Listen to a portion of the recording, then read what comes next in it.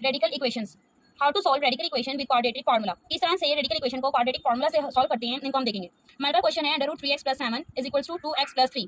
अब हमने बेसिकली इसको सॉल्व कैसे करना है, हमने क्या करना है, इन दोनों इक्वेशंस का दोनों साइड्स पे स्क्वायर रूट लेना है। दोनों साइड्स का स्क्वायर लेने से क्या होगा कि ये स्क्वायर अंडर रूट से कट जाएगा और इस स्क्वायर में हमारा फार्मूला लगेगा a² + b² + 2ab। 2x का जब स्क्वायर लेंगे तो 4x का स्क्वायर, 3 का स्क्वायर लेंगे तो 9, 2 3 6 एंड फार्मूला का 2 तो 12। तो हमने क्या करना है, हमने x वाली वैल्यूज को एक साथ, 7 और 9 एक साथ, और जो x स्क्वायर की वैल्यू है जिसके साथ कोई भी रिलेट नहीं करता, कोई मैच नहीं करता, उसको एक साथ = 0 इक्वेशन बना लेना है। इक्वेशन बनाने के बाद हमने क्या करना है, क्वाड्रेटिक फार्मूला।